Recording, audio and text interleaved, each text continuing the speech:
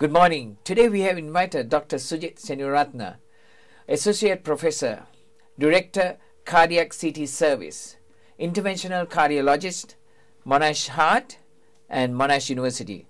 Good morning and welcome to the studio, Doctor. Good morning, Sally, and thank you very much for inviting me. Doctor, we spoke about the plumbing system and how the narrowing of the arteries and cholesterol. What are the other areas like the electrical system, the machine, the engine room? What is the electrical system, pacemakers? How would you describe that? That's right. So the electricity is there to pretty much give a signal for the heart to contract. There is an electrical station in the heart which sends a signal approximately 70 times or 72 times per minute, depending on what you do. Of course, slow if you're sleeping, and if you're exercising, of course, goes faster. There can be two faults with the system. One is that it can go either too slow or too fast. If it goes too slow, intermittently the electrical system can stop functioning, and then that can lead to people having blackouts, because during those times when the heart stops for a few seconds, there is not enough blood getting to the brain, and that leads to blackouts. And for those patients, you usually end up having a pacemaker. A pacemaker is a relatively small device, less than about three fingers size, and it's usually inserted on the left side under the or just below the collarbone, and it's done under local anesthetic. It takes about half an hour to do, a relatively easy procedure, and it provides stability of the electrical system, and it just needs checking every 6 months to a year. So very simple procedure. Pacemaker is more common as one gets older, and it is generally not a life-threatening condition, and however the dangerous aspect to this is that when the electrical system fails, often one presents with blackouts, unexplained blackouts. These are not faints, they got no warning, they just collapse. How long does this blackout last? Usually for a few seconds only, and the danger is, of course, you could potentially injure yourself. Driving or absolutely, absolutely. So that is the slow electrical system. The other one is what you call a fast electrical system, or abnormal rhythm or arrhythmia.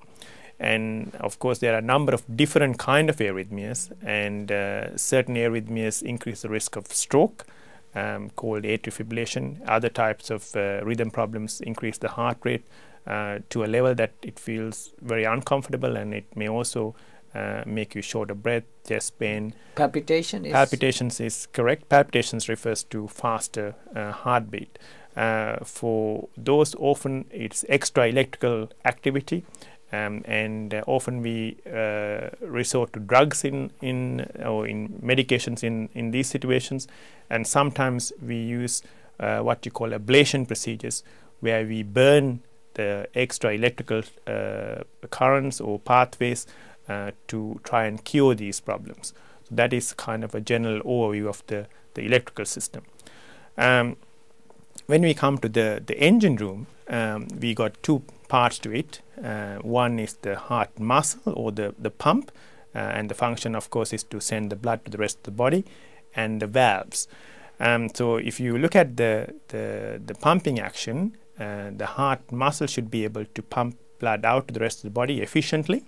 If the heart muscle fails, which can be due to a number of reasons, including just having a simple viral illness, months and years down the track may make your heart work very poorly and go into heart failure. So that's what you refer as heart failure, where the heart pump is unable to pump adequate blood, and they usually present with shortness of breath, so can't walk from one corner of the house to the other corner of the house, or depending on the severity, of course, and they often have swelling in the ankles, difficulty lying flat because they feel short of breath, and again this is a very important warning sign that you need to present to your GP. Then we can talk about the valves, and valves are they basically direct blood in one direction inside the heart, and valves can either be leaking or narrowed, and leaky valves, if they are severe, may require replacement, which is usually open heart surgery, and narrowing. Again, if it is severe, requires usually open heart surgery. However, there is a very exciting development in cardiology at the moment, is that a particular kind of valve, which is called aortic valve, which is about 5% of the population once you're 65 years and over. This kind of valve is now amenable or now fixable with just a procedure from the groin rather than the open heart surgery that we used to do. And it's at the moment reserved for people who we think are at higher risk for surgery, but it may very well be the standard of care in few years' time for younger patients as well. Perhaps I could show you a video explaining this procedure where we put a valve through the groin. Okay, so what you're seeing here is a sort of graphic display or animation of this procedure. So this is the heart, and what we're seeing here is a valve which has over time has become calcified and it hardly opens. So the idea is to try and put a new valve in, and generally it's a pig's valve through the groin. So what you can see here is that we access the artery through the groin, and a balloon is passed, and that balloon goes through the valve and is expanded. So here the balloon comes up, and the balloon goes through the valve, and then the balloon gets expanded, and that way the valve is open, and it's been prepared for the stent to come in. So then we withdraw the balloon, and you can see the stent coming in. So this is what you call a valve stent. So it is a collapsed valve inside a sheath, and now the valve is being pushed through the old valve, which is narrowed, and a balloon is expanded, pushing the new valve against the old valve. It pretty much crushes the old valve, and now the catheter is withdrawn, and what you can see, a pig's valve working straight away in place of the old calcified non-opening valve. You will shortly see the end on view. You can see that the valve is opening nice and normally again. So this whole procedure may take about an hour to hour and a half, and can be done under local anesthetic or general anesthetic.